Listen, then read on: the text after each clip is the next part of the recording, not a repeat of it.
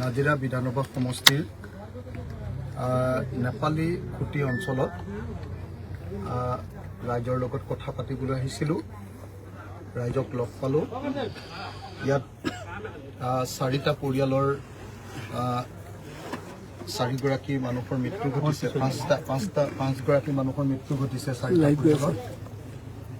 মই মৃতকৰ প্ৰত্যেকটো পৰিয়ালক 50,000 টকাকৈ আৰু ইয়াত সকলো বানপীড়িত সকলো পৰিয়ালক 5,000 টকাকৈ আমাৰ দলৰ তৰফৰ পৰা আৰু মই বিধায়ক হিচাপে আগবঢ়াইছোঁ। নেপালী খুটিলৈ আহি এনেকুৱা অনুভৱ হৈছে যে এইখন এখন যুদ্ধ বিধ্বস্ত এটা এলেকা। মোৰ এনেকুৱা অনুভৱ হৈছে যেন বিদেশী ৰাষ্ট্ৰ এখনে যেন ইয়াত বোমা পেলাই দিব। মুঠতে সম্পূৰ্ণৰূপে ধ্বংস হৈ যোৱা এটা এলেকা, যিটো এলেকাত অসমৰ বিভিন্ন জাতি আৰু জনগোষ্ঠীৰ মানুহে বসবাস কৰিছিলে। সেই সমস্ত এলেকাৰ 80টা ঘৰ সম্পূৰ্ণৰূপে উটুৱাই লৈ গ'ল। তাৰ ভিতৰত 6টা নে 7টা ঘৰহে অকল ৰ'ব। 80টা ঘৰৰ ভিতৰত 6টা নে 7টা ঘৰহে কেৱল ইয়াত ৰ'ব। বাকী গোটেইখিনি ঘৰে ইয়াত উটুৱাই লৈ গ'ল। 5জন মানুহৰ মৃত্যু ঘটিছে।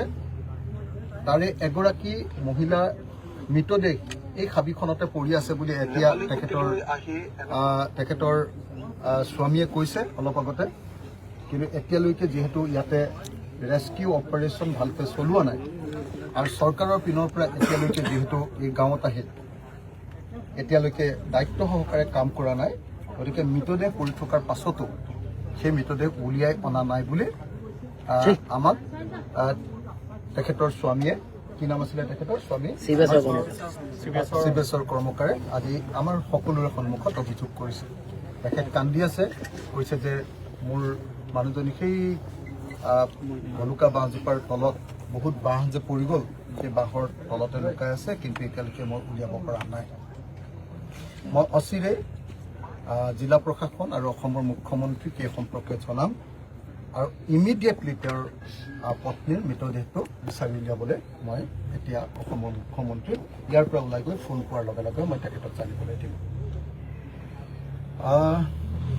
এইটো বৰ দুৰ্ভাগ্যজনক ঘটনা যে আটাইতকৈ ডাঙৰ ক্ষতিগ্ৰস্ত এলেকাটো হ'ল নেপালী খুটি, অথচ নেপালী খুটিলে ইয়াৰ স্থানীয় বিধায়কজন এতিয়ালৈকে অহা নাই।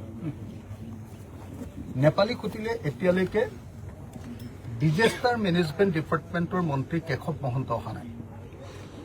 নেপালী খুটিলৈ এতিয়ালৈকে water resource minister Sushanta Borgohain অহা নাই আৰু নেপালী খুটিলৈ এতিয়ালৈকে ইয়াৰ গাৰ্জেন মিনিষ্টাৰ আৰু যিসকলক দায়িত্ব দিছে তেওঁলোকো এতিয়ালৈকে অহা নাই। আহিছে নেকি বাৰু? অহা নাই? সঁচাকৈ অহা নাই?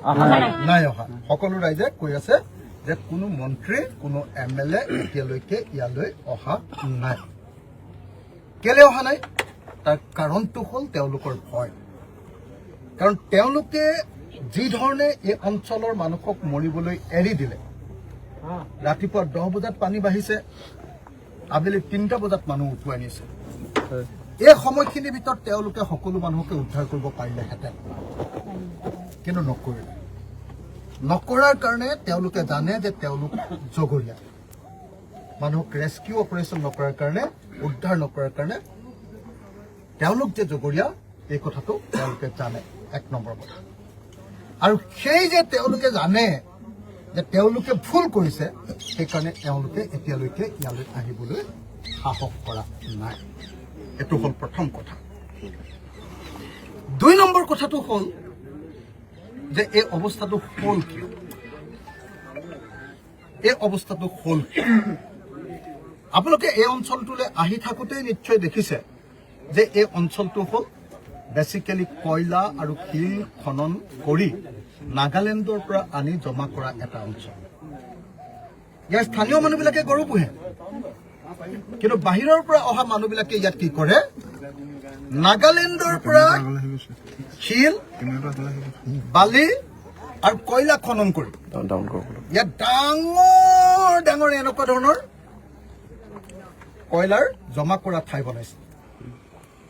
যাৰ ফলস্বৰূপে কি হৈছে এতিয়া পাহাৰৰ পৰা আমাৰ দিখৌ নৈখন পগলা কলে এই কামটো পৃষ্ঠপোষকতা কৰি সিন্ডিকেট চলাই এই কাম কৰে গতিকে এই অঞ্চলৰ মানুহ মৰাৰ কাৰণে আৰু এই অঞ্চলটো সম্পূৰ্ণৰূপে ধ্বংস হৈ যোৱাৰ কাৰণে অসম চৰকাৰ 100% জগৰীয়া আৰু সেই ভয়তে এতিয়ালৈকে কোনো মুখ্যমন্ত্ৰী কোনো মন্ত্ৰী কোনো বিধায়ক এই অঞ্চলৰ মানুহৰ মাজলৈ আহিবলৈ সাহস কৰা নাই কথা এইটোৱে হয়নে নহয় বাৰু কথাটো কথাটো এইটোৱে হয়নে মানুহবিলাকক মাৰিলে ইয়াত মানুহে গৰু পুহি খায় এই ওচৰতে আহি গোটেই ডাঙৰ পাহাৰৰ পৰা গোটেই কয়লা খান্দি ডাঙৰ ডাঙৰ ফ্ৰড তৈয়াৰ কৰি দিলে একদম পাহাৰৰ তলত ডাঙৰ ডাঙৰ গাঁত তৈয়াৰ কৰি দিলে তাত পানী জমা হৈ গ'ল একেলগতে যেতিয়া বৰষুণ দিলে সেই গাঁতত জমা হোৱা পানী শিল খান্দিবতে বনোৱা ডাঙৰ ডাঙৰ পানী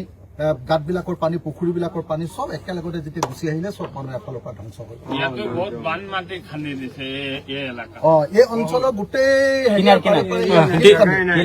পিছফালে বুলি কৈছে ইয়াৰ পিছফালে গোটেই অঞ্চলটো শিল খান্দি JCB ফকলেণ্ড লগাই তেওঁলোকে শিল খান্দি ইয়াত গোটেই বৰবাদ কৰি পেলালে 20-25 পুৰা মাটি আছে পিছফালে খানাটো 20-25 পুৰা মাটিতে শিল খান্দি ইয়াতে কৰিছে যে 20-25 পুৰা মাটি নদীৰ কিনাৰত শিল খান্দি বৰবাদ কৰি দিছে হয়নে খেতি মাটি গতিকে এই গোটেই কামবিলাক কোনে কৰে আপোনালোকে সকলোৱে জানে কাৰ পৃষ্ঠপোষকতাত কোন মন্ত্ৰী কোন MLA জড়িত আপোনালোকে সকলোৱে জানে গতিকে মই ভাবো যে এই গোটেই ঘটনাটোৰ ওপৰত এটা এনকুৱাৰী লাগে কিন্তু মোৰ আটাইতকৈ ডাঙৰ কথা এই সময়ত যে মোৰ গৰুখুটি এলেকাৰ আশীঘৰ মানুহৰ কাৰণে মোক 80 বিঘা মাটি লাগে অসমৰ মুখ্যমন্ত্ৰী ডাঙৰীয়া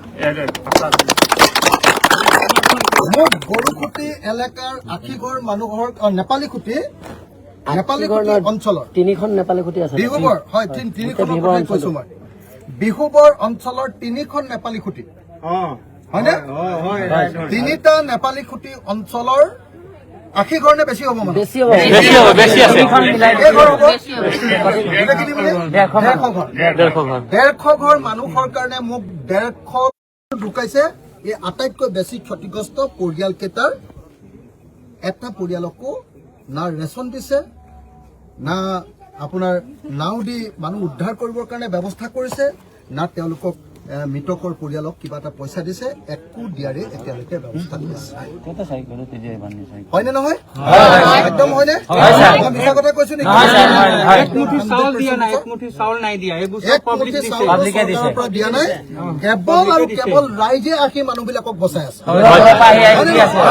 সাধাৰণ বাহিৰৰ পৰা অহা ৰাইজে বচাই আছে হয়নে নহয় অকল ৰাইজে বচাই আছে হয়নে হয় গতিকে এই মুহূৰ্তত মই একদম গ্ৰাউণ্ড চিটুৱেশ্যনটো একচুৱেল য'ত ঘটনা ঘটিছে সেই অঞ্চলৰ ঘটনা ঘটা অঞ্চলৰ মানুহৰ লগত কথা পাতি আপোনালোকক গ্ৰাউণ্ড ৰিয়েলিটিটো আপোনালোকৰ সন্মুখত কৈ আছো গ্ৰাউণ্ড ৰিয়েলিটিটো আচল সত্যটো মই আপোনালোকৰ সন্মুখত কৈ আছো যে এতিয়াও আপোনাৰ মানুহজনী এই হাবিখনতে এতিয়াও আছে নহয় আছে হয়নে তেখেতে কৈছে যে সেইডোখৰতে ভৰি ভাগিছিলে তাতে এতিয়া গোটেই বাঁহেৰে পুতি পেলালে গতিকে তেখেতৰ কলসে পুতি পেলালে গতিকে তেখেতৰ মতে তেখেতৰ ঘৰৰ পৰা অকমান আগত কেইখোজমান আগত অলখে পুতি পেলোৱা এলেকাটোতে তেখেতৰ পত্নীৰ মৃতদেহ এতিয়াও আছে তেখেতৰ পত্নী তাতে আছে কিন্তু চৰকাৰৰ পৰা এতিয়ালৈকে তেওঁক উদ্ধাৰ কৰিবৰ কাৰণে ব্যৱস্থা লোৱা নাই মই অসমৰ মুখ্যমন্ত্ৰীক ব্যৱস্থা ল'বলৈ দাবী জনাইছো